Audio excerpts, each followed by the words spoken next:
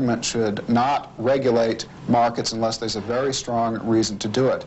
President Reagan put Ginsburg on the Court of Appeals last year. At the time, his lack of trial experience led the American Bar Association to grant him a low but qualified rating. Already, opponents are honing in on that inexperience. To pick a 41-year-old man with such a thin resume, somebody quipped that this was done in order to fill out his resume.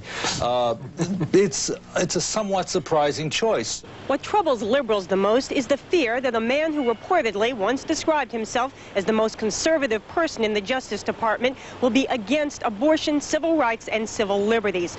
But unlike defeated nominee Robert Bork, Ginsburg has never written widely on those issues, and his supporters insist he'll be a more moderate justice.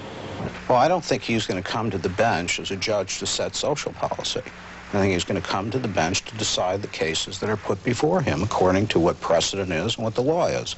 Administration officials believe that another advantage for Ginsburg is his Jewish background. Some of the Jewish groups who oppose Bork are considered less likely to lobby against Ginsburg.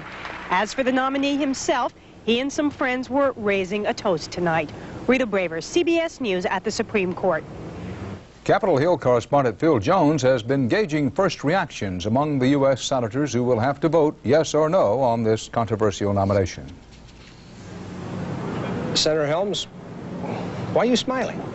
Yes, indeed. Hardline conservatives were all smiles today with the Ginsburg nomination, and after losing the Bork battle, they wasted no time getting on the offensive. We simply cannot allow partisan political concerns to again override the broader national interest. But at least one liberal Democrat who had fought Bork was ready to fight again if necessary. If Judge Ginsburg's philosophy about the constitutional rights and liberties of the American people is as extreme as Judge Bork's, I'll do all I can to see that this nomination is not confirmed. Yet in 1985, when Ginsburg was up for confirmation to the appellate court, Kennedy praised Ginsburg, saying he has an insightful mind to deal with complex and involved factual situations and to be able to dissect the particular legal issues in question with clarity and with a sense of compassion and understanding of the law. Special interest groups that had mounted the successful anti-Bork campaign around the nation were suspicious about the Ginsburg selection.